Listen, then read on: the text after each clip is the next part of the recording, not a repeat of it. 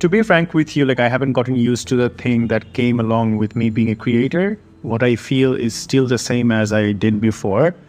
And I've always wanted to be a creator, not a famous person per se. I never wanted to be famous. I've always wanted to be creative. And I've always wanted to respect the field that I work in. So, yes, to answer your question,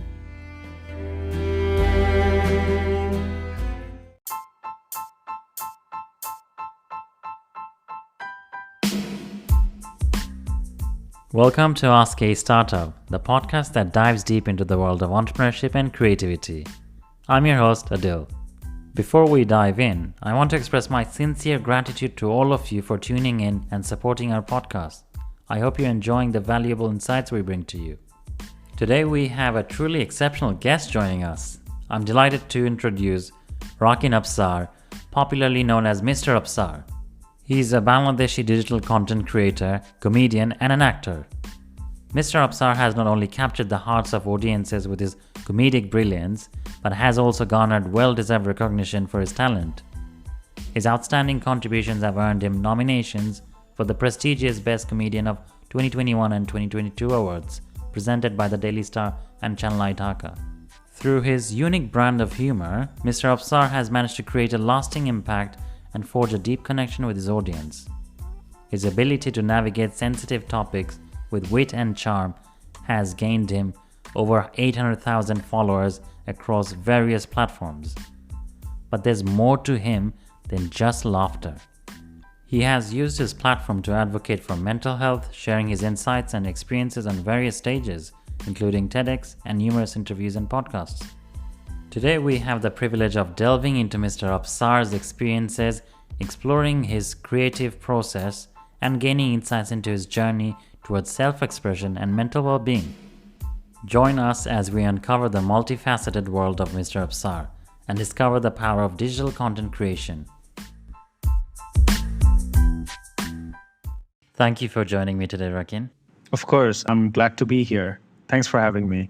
So Rakin, as we understand that you have started your career back in 2012 or 2013 through Vines. Now, what were your motivations behind you starting out as a content creator? So basically, I started in 2011, in the mid 2011 or at the end of the 2011. And basically, I started because I felt like I had nothing better to do with my time. I just completed my SSC and then I shifted from Bangla medium to English medium. So I thought I have a lot of time to kill. So what I could do with my time is literally just be depressed and nothing else. So I didn't want to feel and be useless. And I used to follow some international vloggers, creators back then. And YouTube just gotten global, just started going big. And I thought utilizing the platform altogether. So, which I did. It was experimental to begin with. And I feel like if anyone asks me today, it will be just that I was bored, I was depressed, and I was a teenager, and I just wanted to be seen, heard, and get the attention because I was going through some existential crisis. I used to feel like I'm just a nobody. So maybe in some ways, I just wanted to be somebody, and I knew I had that creative gene, and that's how it all started. So would you say that it was like an outlet for you? Yeah, definitely. In the UK, for example, if my niece is going through mental health issues, we would say, oh, let me take you to a therapist. But in Bangladesh, I guess back then, I'm not sure about now either. Bangladesh is just juta bari khaba is something like these. So yeah, such words, such things do not exist in our dictionary, man. It doesn't. Culturally speaking. It's pretty sad that we still don't understand mental health to its full extent. However, you found a way to express yourself through social media. Right. Through my contents, yeah. Yeah, through your content. Even till date, I have seen that you do try and highlight, let's say, traumas in a very humorous way. So you use sarcasm to do that. Basically, I treat my contents and my audience as my therapist, is what I tell my manager and my other friends. Like, these are my therapists. Like, I'm just going to be myself and I'm going to just share my traumatic experiences in a form of comedy. And if they can understand, they'll just reach out to me and something like that. And they do sometimes. Some of them actually like understands the underneath message that I'm trying to convey. And I get like flabbergasted in thinking that, oh my God, there are actually audiences who are understanding what I'm trying to say in a form of comedy. So yeah, it feels surreal at times, and I feel like this is the only way for people like me who are creative to go forward and express themselves. What other outlets do we have in Bangladesh? Right. If you're creative and if you're depressed, then just go ahead, be a creator. Make a lot of money or something like that. Yeah. Make money out of your trauma. Yeah. I mean, that sounds actually very positive in a way. Yeah. What if, for example, let's say you obviously got the platform to do that and you're feeling great? Am I? Oh, good question. I guess, yeah, we could dive into that. I mean, at least not today. Not feeling great today. Yeah. I had a headache, but yeah, that's something else. Yeah, go ahead. Well, the most important question, I think, at this point is you have started this platform because of your mental health challenges that you were facing. So, has that changed today? Are you feeling mentally better than before? To be frank with you, like I haven't gotten used to the thing that came along with me being a creator. What I feel is still the same as I did before. And I've always wanted to be a creator, not a famous person per se. I never wanted to be famous. I've always wanted to be creative. And I've always wanted to respect the field that I work in. So, yes, to answer your question, I do feel the same. Sometimes I have imposter syndrome. I do not believe whatever I have achieved so far. And I do not let it get into my head. And it doesn't. It never did. Yeah, it doesn't feel like anything has changed. I'm still that kid who tried to gather attention or tried to have meaning to his lost soul, per se. I still feel lost at times. And I'm my own worst enemy. I scrutinize myself more than anyone could ever fathom. So I feel like, yeah, nothing's changed. Nada. Thank you so much for sharing that because I do understand it's not easy to speak up about such things. Well, now that you're facing mental health challenges again, do you have any therapist who you go to at the moment? Oh yeah, I did actually go through multiple therapists and multiple sessions, but sometimes I do get quite busy with my schedules and I cannot kind of commit to my schedules when it comes to healthy choices. So like I have to work, I have to have meetings, attend events, do podcasts like this, interviews, and all these things. So sometimes I do not find the time to kind of give it to myself for mental health reasons or physical or healthcare related things. I cannot sometimes it doesn't happen often, but sometimes I do not get enough time to give it to myself to kind of recall for or look after myself, something like that. So I did look for those options. And আমি এরকমও গিয়েছিল যখন আমি এরকম একটা প্রোগ্রামের মধ্যে ছিলাম for months. It worked, but then it happens to a lot of people. I don't know if it happens to you, but sometimes after going through therapy sessions, when you start feeling better about yourself, you kind of think, I don't know, I no longer need therapy. That happens to me a lot. So on and off এরকম therapy sessions আমার যাওয়া আসা হয় অনেক. I think I do completely understand that because, as I mentioned to you earlier, that for the last 8 years, I've been in and out of therapy, such as yourself. So, yeah, there have been times, which is why this time that I have a therapist, I told her that I'm not sure how sustainable is my feeling about how happy I am at the moment. Because I'm not sure if it's going to last long or is it just for the time being that I'm feeling like that. I think it's a process that you have to kind of go through.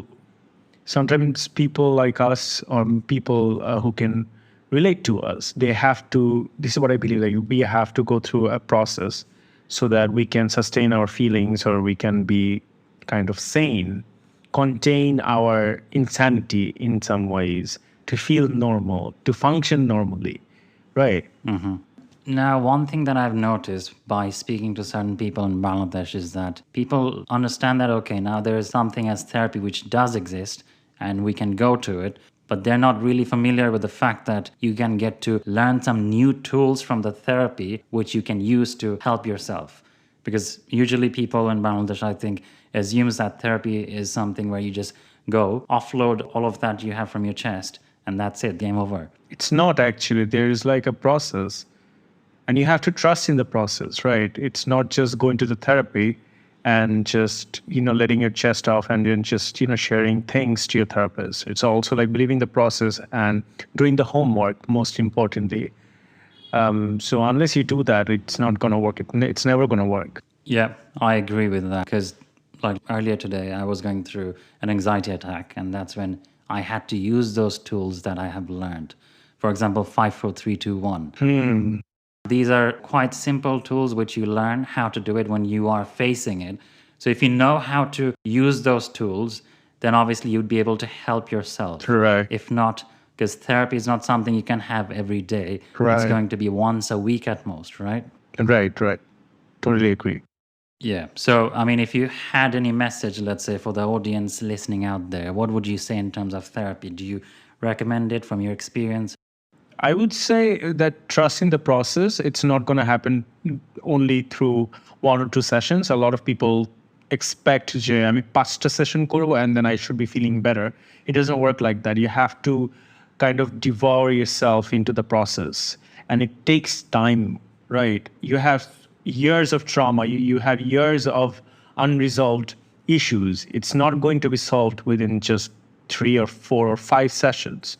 You may need 40, you may need years, or you may even need like 10 sessions. You never know.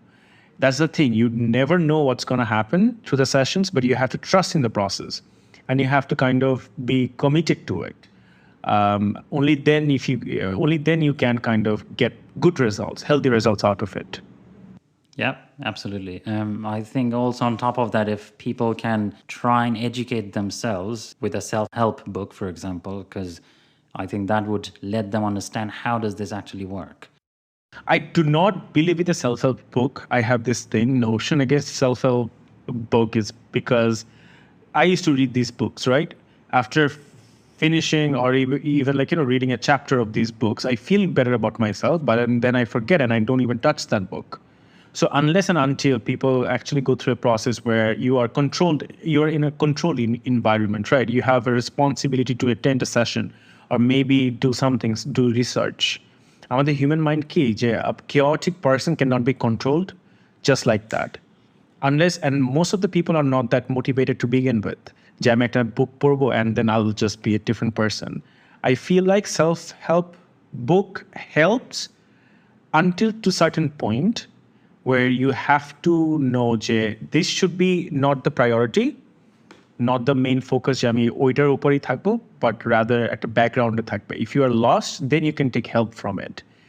This is what I believe in. I heard in a podcast and then ek shomoy chinta korchhilam yeah, that makes sense. And then it hit me actually to when ami boi pori onek kichu. I do own a lot of books, but ekta boi porar por I do feel good, but after a while I don't even want to touch it. I even forget everything that I've learned. Right. Because I'm not in the process. I'm not in a controlled environment. I'm not committed myself to someone who is there to help me out, hear me out, and do the homework. Right. It's like school na thakle tumi homework keno ebar korba. Right. So to me, it works like that.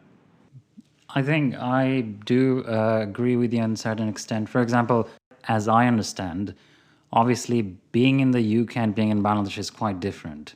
Like as you mentioned that the other environmental factors as well. Like in Bangladesh, obviously, I might be taking therapy, but the people who are contributing towards my trauma are not changing.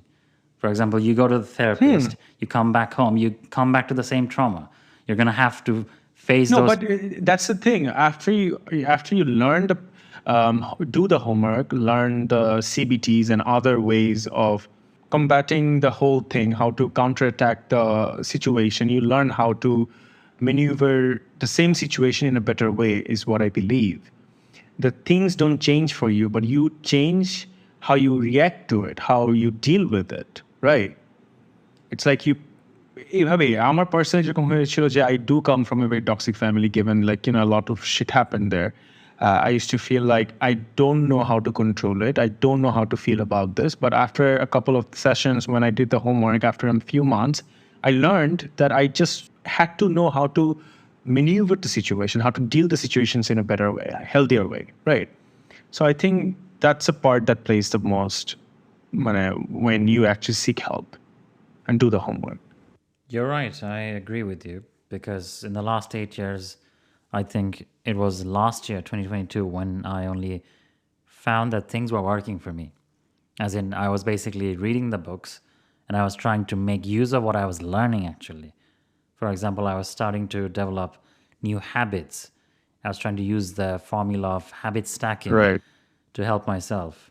I still have a daily routine where I wake up in the morning and let's say I would be having herbal water, which is good for my bowel. And then let's say afterwards I would go out for a walk. Right. And I was also maintaining a food diary because we need to monitor what we are eating. It's very important to understand that what we put inside our body also impacts our mental health. True. I totally agree with it. So it's like these things go hand in hand with each other, and hence we need to understand how does our mental health exactly work. And I think that way we'd be able to help ourselves. Right. Basically, we have to keep that in mind that what we put inside our body will have repercussions as well. You have to be in a routine. I totally agree with you there. Like you have to be in a routine and then seek help. Maybe that works. Or start seeking help and then put yourself in a routine. Right. So Exactly. both of them has to work together. Otherwise, you're not going to last. You're not going to stick to it. So that's the thing. Yes, exactly. I mean, that's how it would be more beneficial or productive for yourself. I would like to go on to your career side now. So we obviously understand that you've started back in 2011, and that happened because of your challenges, mental health challenges that you were facing, and was not really something you planned to. We also understand that you have recently left for a while, and then you just made a return to the content creation world again. So is this something you have decided that you want to do now? Yeah, a good question, actually. The first time when I started, it wasn't planned. It just happened because, like I said, I was just trying to find something to, hold on to. But when I was away from media and everything else, even content creation, in 2020, I decided that now this will become my decision to come back. And if I do, I'll make my own thing and I'm not going to be with anyone. I'm just going to run my own business or, run my own creative hub or whatever. So yeah, in 2020 was the very first time that I took a decision to be a content creator. But back then, it wasn't my decision to begin with. It wasn't anyone's decision to begin with. It just happened. I started off with something that just totally blew off the internet and then people enjoyed. And overnight, people decided that I'm a comedian. People decided that I'm an entertainer.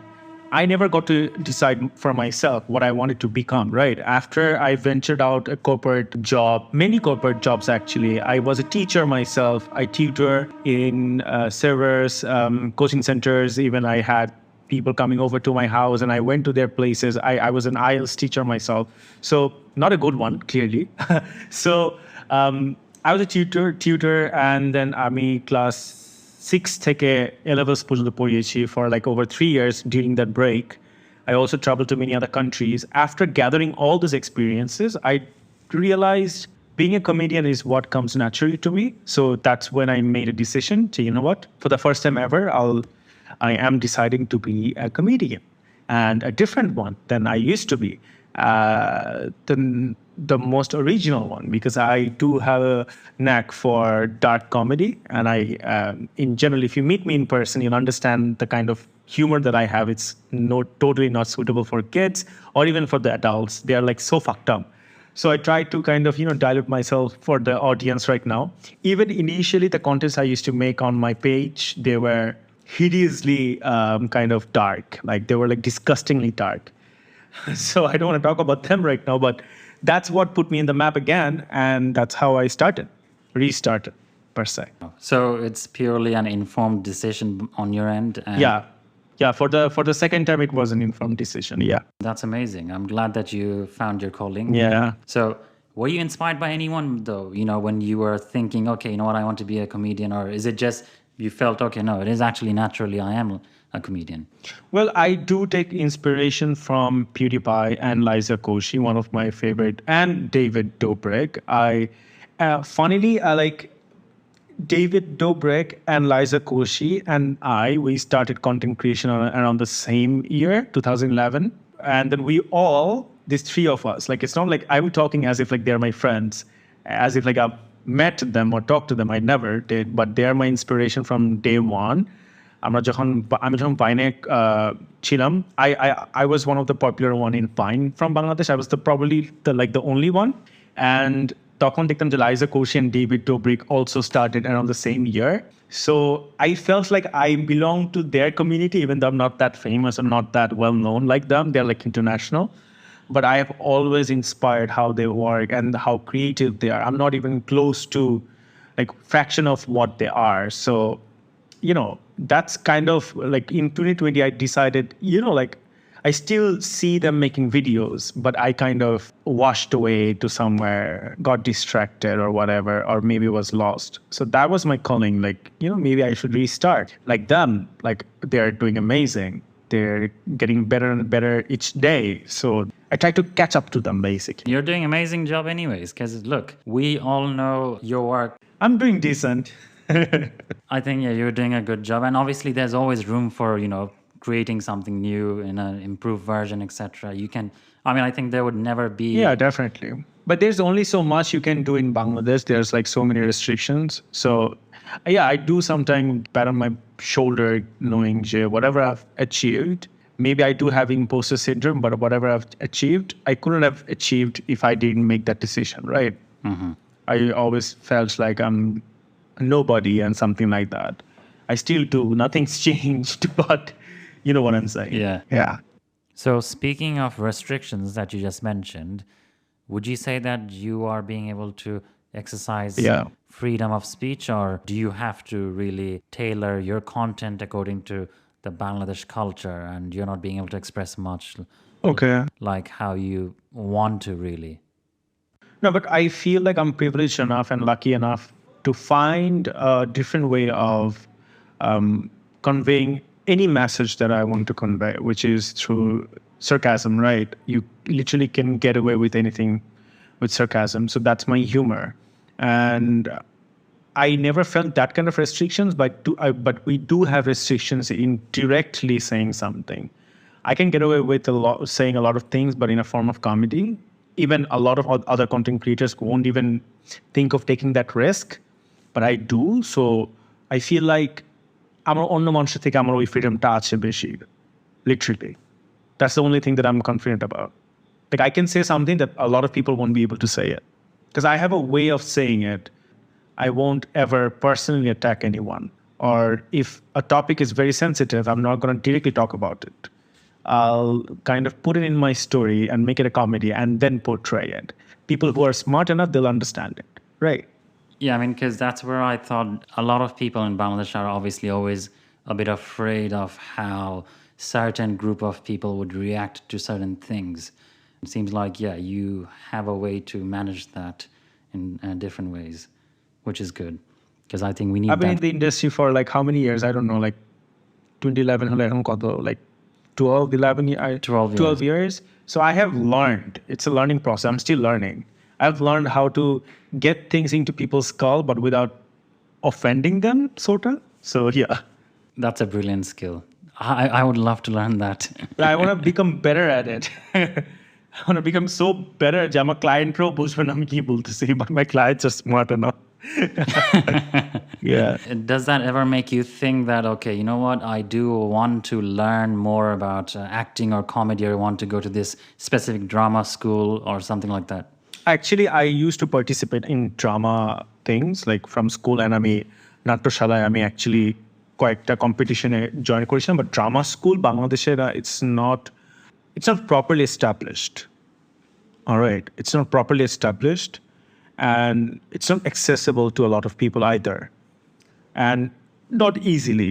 এখানে তোমার drama school যেতে হলে you have to sacrifice a lot of things, a lot of barriers and taboos, and the comfort zone as well.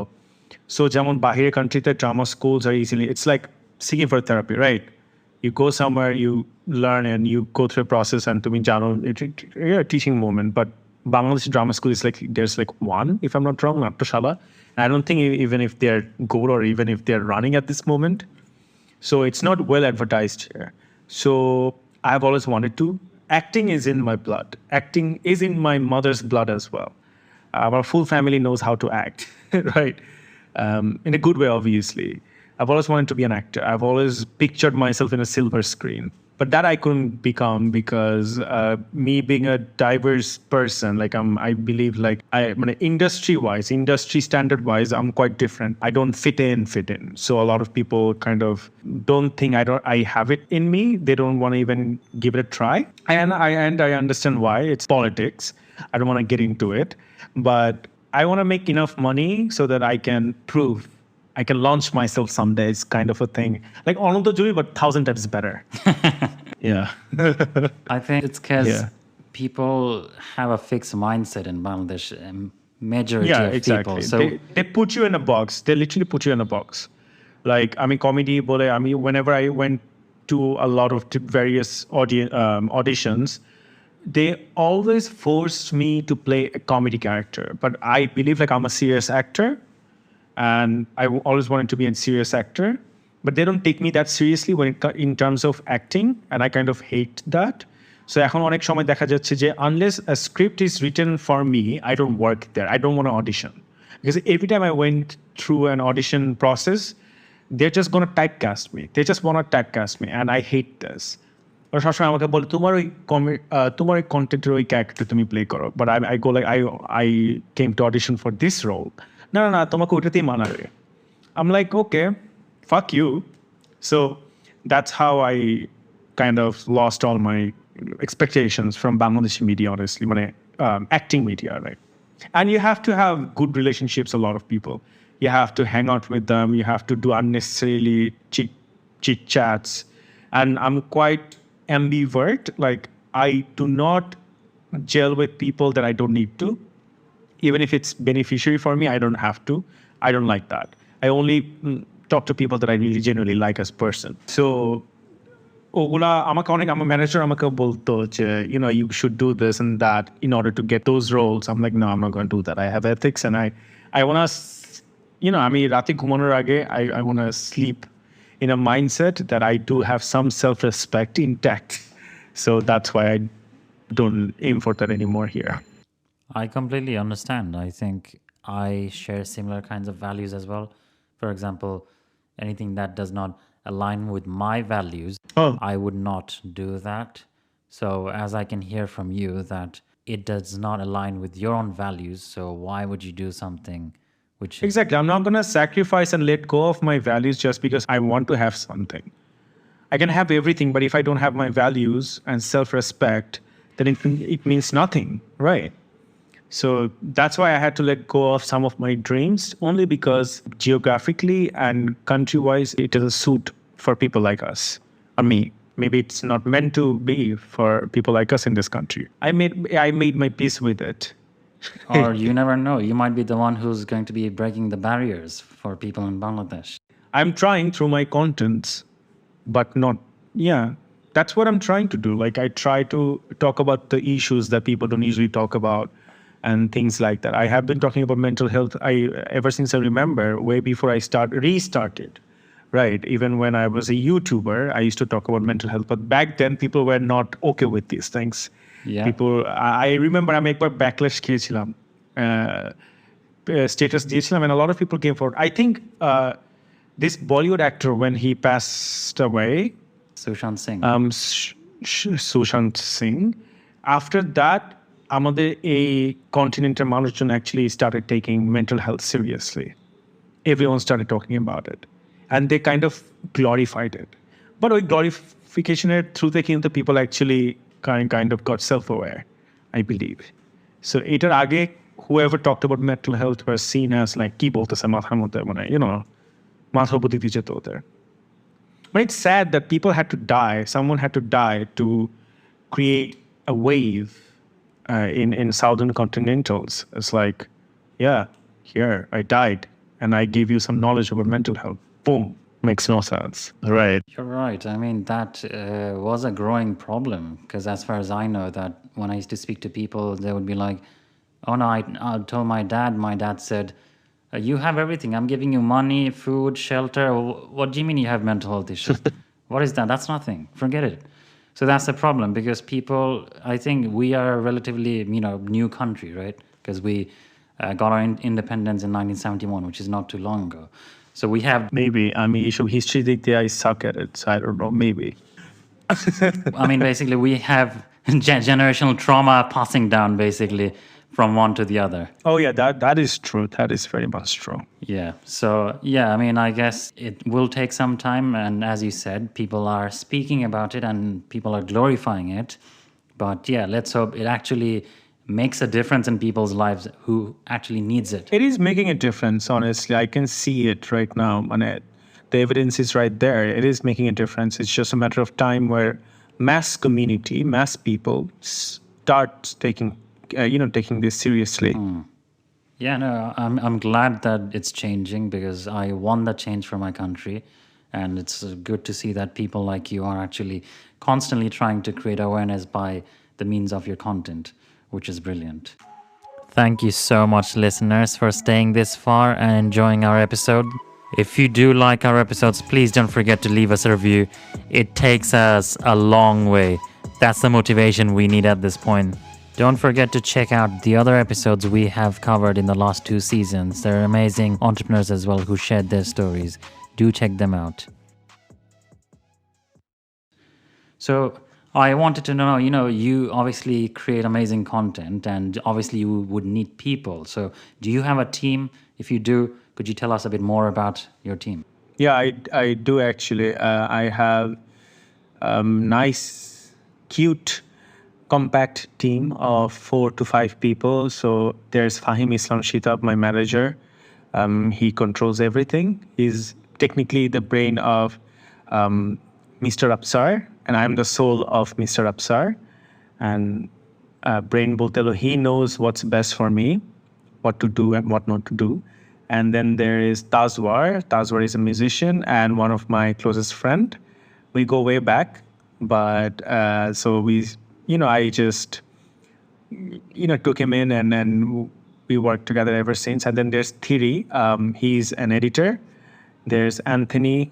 He edits my video sometimes, on and off. And who else is there? Is there anyone else I'm missing? I don't think there's any more people. I don't think there is. Oh, yeah, there's no. আর কোনো মানুষ নেই, আমি কি চিন্তা করতেছি, right? But there are other people who actually comes as an actors, right? I do consider them as my, there's Zare, there's Ishrat, there's Richard, there's Taskin, Saif. There's so many people, but they're like actors, and whenever I need them, they just come through and make videos with me. Like guest appearances. Or play characters when I need them to. Okay, that's brilliant. Yeah. So that means the team is basically a close pack of friends of My circle. Yeah, exactly. Yeah. So would you say that they are also a part of your support network? Yeah, definitely. It's because of them that I started. It wouldn't have been possible without Fahim's help, Tazwar's constant support, and his time that he gives in this organization or content, Mr. Absar. And without Thiri, I won't be able to make vlogs or know how to edit videos. Everyone played a part, and everyone is playing a part each day, every day.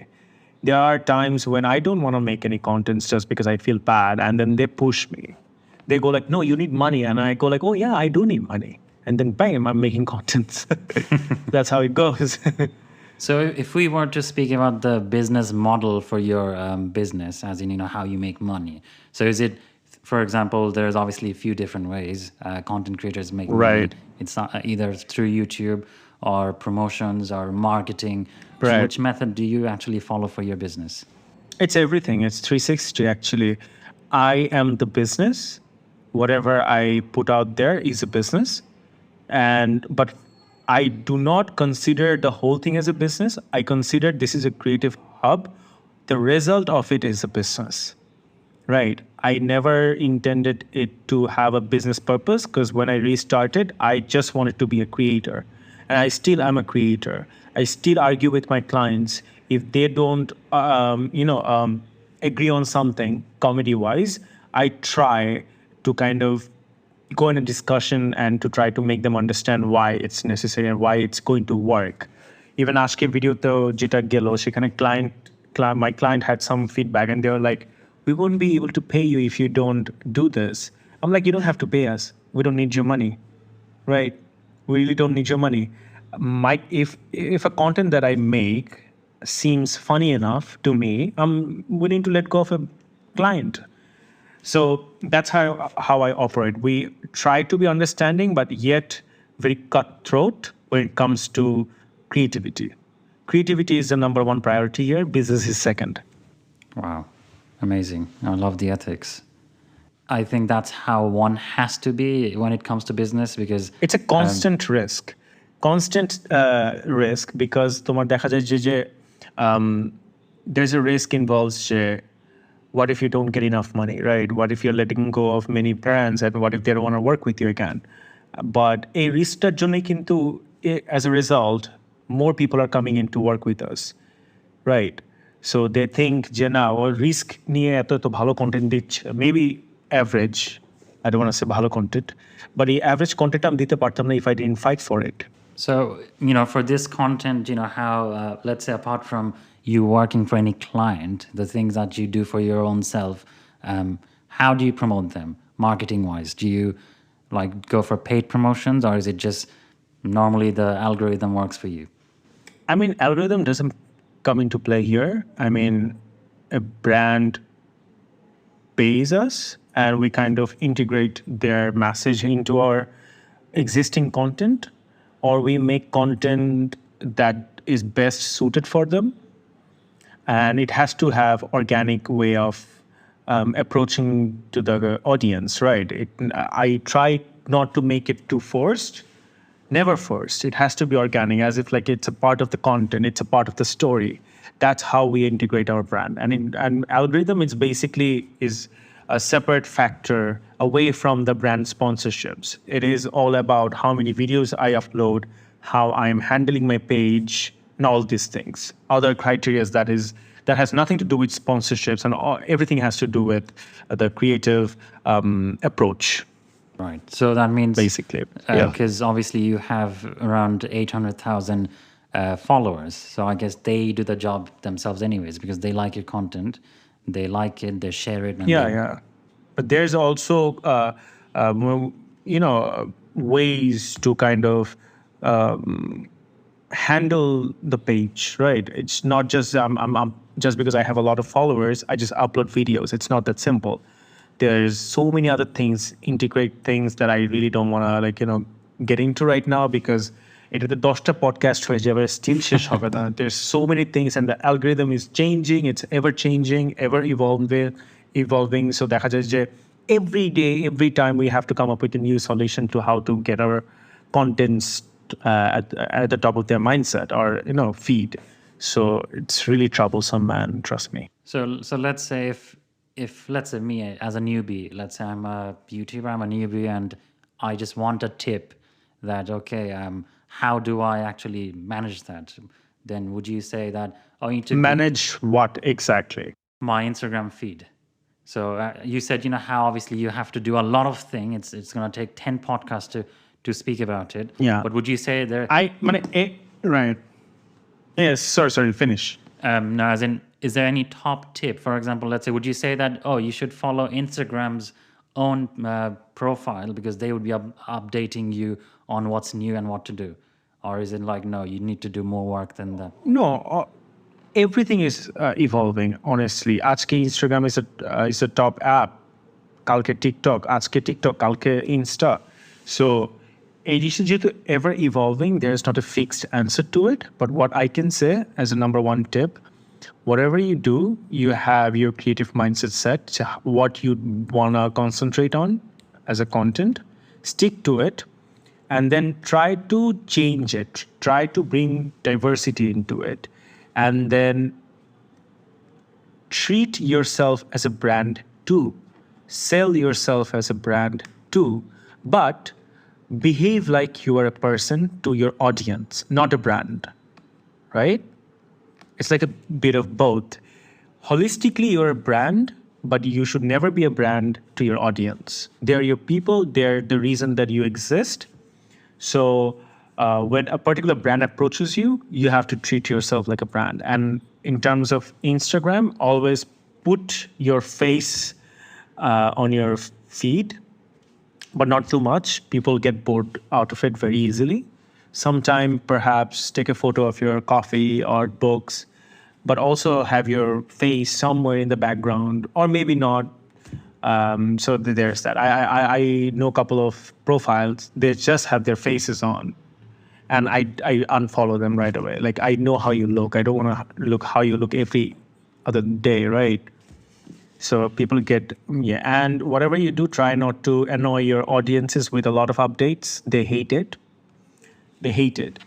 And learn to know when to disappear, right? And learn to know when to reappear. Like, অনেক আমাদের বাংলাদেশে একটা সমস্যা কি যে আমরা যদি কেউ ফেমাস হয়ে যাই না, আমরা মনে করি ও আমি ফেমাস, এখন আমি 24 ঘন্টা অ্যাক্টিভ থাকবো, আমি আমি 6 মাসের জন্য অ্যাক্টিভ থাকবো, আর রেলেভেন্ট হওয়ার জন্য I'll make this and that, I'll do this and that.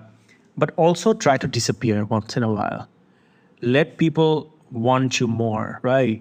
Like, if you are constantly there, people take you for granted. Even the online audiences of yours will take you for granted. They are not going to take you seriously anymore. I say this to all my other colleagues and other peers, and they go like, oh no, keno korbo? I'm like, keno na? Look at other international people. I learned because I'm a brand consultant myself, so I know how to brand a particular person, let alone myself, and then a product as well. So I know that disappearing is a part of the marketing strategy as well. So yeah, a lot of people don't take it seriously. Thank you for sharing those tips. Definitely helpful. I'm sure the listeners, anyone who's planning to start out, they would take a note of that. So I've seen that you have 5 social media platforms: Facebook with Do I? Facebook, Insta, I don't TikTok, know. YouTube, Twitter.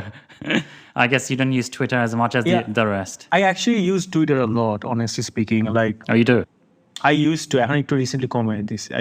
I love Twitter, but বাংলাদেশে Twitter কেউ পছন্দ করে না, and you know, so I don't understand why. I do understand why in certain ways. বাংলাদেশের মানুষরা, they want to share their pictures, videos, and they want instant replies. Twitter doesn't do that. So I think এটার জন্য মানুষজন is not attracted to Twitter, but I love Twitter. Oh, well, because my next question was basically, which one of the social media platforms do you use the most and why? Reddit. I love Reddit. Reddit. Yeah, I love Reddit. I used to love Tumblr, but now Tumblr is irrelevant and it's a shit show now, but I love Reddit a lot. I still do. Reddit, Pinterest, and Twitter. Yeah, Twitter. Yeah. Okay, so those are the top 3. So in terms of your own social media, who manages them? Is it you or somebody else? Me, my manager. Oh, I do have a PR manager as well. I forgot about her. Oh my God. That's the person I was forgetting. I was like, I'm in the back of my head. I was like, I'm forgetting someone. Who is that? Who is that? I do have a PR manager as well. Yeah. So she manages my Insta sometimes, but it's mostly me. Whenever it's whatever I'm interacting with my audience, it's all me. And whenever a particular brand comes in, it's my PR manager. ওই ম্যানেজারকে হলো তোমার মেসেজগুলো deliver করে, and then he takes care of it. That's how it works. Okay, I see. So you said you engage with your audiences quite a lot. So, you know, I try to, but not always. It depends on the mood, honestly. Like, there has been times যখন আমি 3-4 মাস আমি আমার অডিয়েন্সের সাথে interact করি নাই. And you need energy to do that, honestly speaking. No matter how nice of a person you are, you need energy to talk to a lot of people. Absolutely. And I don't talk to a lot of people. That's the thing. Yeah. I'm একজনের যে তোমার সাথে কথা বলার পরে I'll just shut myself off, because when I talk, এরপরে I need to be quiet at least for 6 hours. So yeah. Oh, wow. Yeah. Well, I am grateful that you at least took your time out to, speak to me. Of course. Your questions were good. Yeah. And my manager said that I should join in your podcast. So yeah. Oh, thanks. If he says that you're good, I trust his gut. Thanks Yeah. to your manager then. Yeah. Well, I will just take a few more minutes to wrap up. Just few last questions Sure. that I have for you. So, how long does it take for you to create a content? Let's say one video. How much time would you invest on that? I can make a content in a day, and I can make a content in a month, week. That depends. Quality upore. The more time I take, the more the quality is better, right? And joto less time I kori, I feel like toto quality decrease hoy. So yeah, I'm quite efficient either way.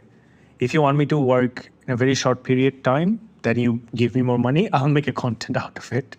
Or even if I don't have to make money, if I suddenly I get this idea and I have to make it right now, I'll make it. It might get viral, and then later on I'll realize that I could have done much more with that particular content.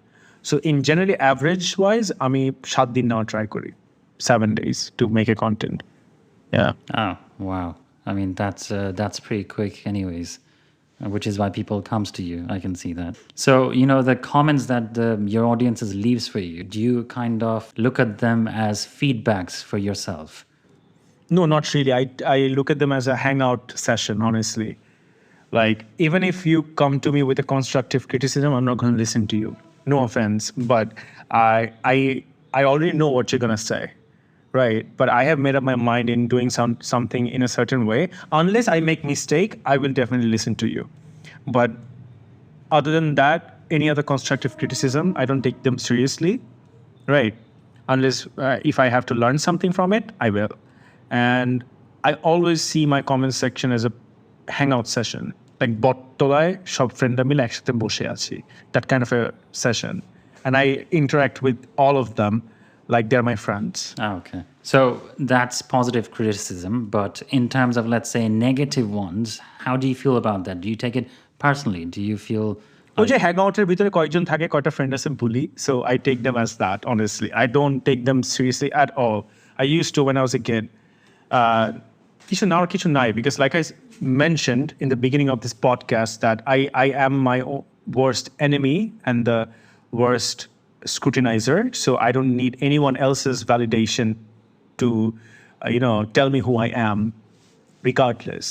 So ওগুলো আমার মাথার মধ্যে চাইও না. If I'm being my worst own enemy, তাহলে অন্য মানুষ কি বলতেছে, it's nothing. It's just a cherry on top. Yeah, it's nothing. That's amazing. I think it's not easy to kind of deflect those kinds of comments from people, but with that mental attitude that you have, obviously that's a very strong I was forced to it. But yeah, You're forced to it. I was forced to it by myself. Yes. All right. Yeah. It's like যে মানুষ বলে না যে ধাক্কা খেতে হয় লাইফে, so only then you Yeah. learn something like that. Yeah. Yeah, I mean, sometimes life lessons comes in different ways, and maybe it can make you become a better person, maybe. I guess. Or a villain. You never know. True. Well, now we want to ask you 5 questions. It's basically what I call it, getting to know Mr. Absar. Rapid fire questions. Yeah. So I will basically just mention, for example, social media, and then I will say Right. option A and option B. So you'll have to pick option A or B. Okay. Okay. So number 1, weekends or travel. Option A. I want to see the world. Option B. When I have free time, I just want or need to relax. I want to see the world. Okay, that's a good one. Punctuality. Option A. I'm always on time. Option B. I'm often late. Always on time. I said I'd be late for this meeting, but I was just 5 minutes late, but I was actually a minute late, I guess. Minute or two.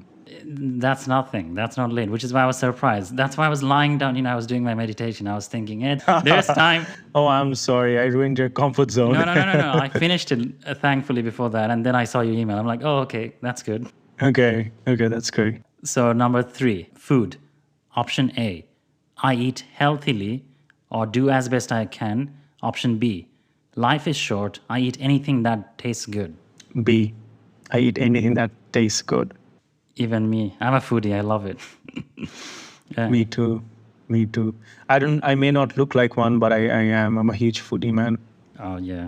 No, I mean, I can imagine, because my brother, for example, he eats a lot, but he doesn't gain weight. Yeah, we have great metabolism, basically. Yeah. So I wish I had that high metabolism, but I don't. Yeah. So number 4, purchases. Option A, I buy things spontaneously. Option B, my purchases are carefully contemplated. Option A, definitely. I'm never careful about Mr. But this is actually my ongoing problem that I'm a shopaholic and I buy a lot of things.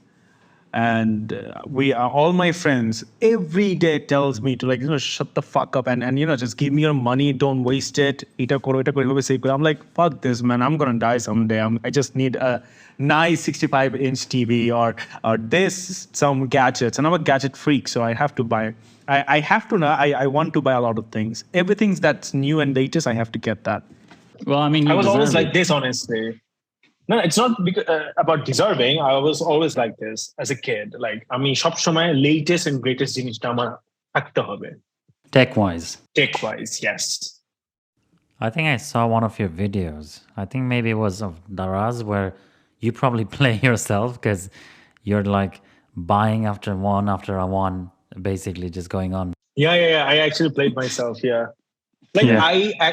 I live in Bangladesh, right? There's like a couple of streaming services only available and the others are blocked, right? I had to buy VPN and then I actually acquired half the streaming services available on this planet. Like I have HBO Max, I have everything. It's like I don't even watch them regular basis, but I have to have all of them. এরকম. Yeah, no, I totally get you. So, number 5, friends. Option A, I like spending time with lots of people. Option B, I prefer one-on-one time or to be alone. It's both. Like I said, I'm ambivert, right? So it's a bit of both. Like there's times when I don't want to meet anybody, and there's times that I don't want to be alone.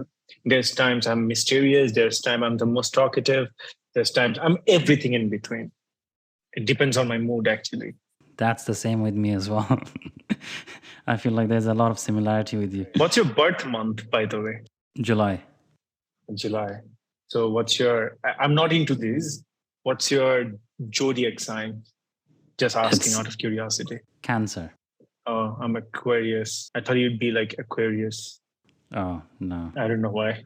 Yeah, But I don't believe in this shit. I'm just এমনি বলতেছি because recently আমি এত meme গুলো পড়তেছি. I'm just মানুষদেরকে randomly ask করি. But I'm not into these things. I hardly even understand them. I used to actually look through it when I was a teenager, and when I was in Bangladesh, there used to be a newspaper called... Paper A. Yeah, exactly. You know সব which ones. newspaperই দিত. এগুলো আমরাও দেখতাম ছোটবেলায়. Yeah. Rashi something. I don't know. Yeah. So now I have only 2 questions for you to wrap it up. Okay. First one would be, what's your vision for the future? I never plan anything. I literally don't plan anything. What's gonna happen or way ahead of my year or time. Whatever happens, happens. Like I go with the flow. I just know that I don't want to be miserable. The only thing that I want to be assured that I don't want to be miserable. I don't want to be miserable. Other than that, anything goes. Yeah, I mean, that's exactly how I feel as well. I mean, I know I keep agreeing with you because it's actually true. A lot of people actually feel the same. It's just if you actually open up, you'll find that you have more in common with other people than you don't. True. Yeah. I mean, because I just want to. You just have to open up. You just have to open up. Couldn't agree more with that. I definitely think, we should open up more often. So we are at the last question now. Basically, it's not a question. I would like you to give a tip to my listeners. My audience is international, so if there's any tip or anything you'd like to share, please go ahead. Just don't be asshole to anyone, right? And if you're being an asshole, make sure you're the worst asshole in the world. And don't give them the chance, and only if they're deserving. Wow. That's a very unexpected one, but thank you. Thank you for that.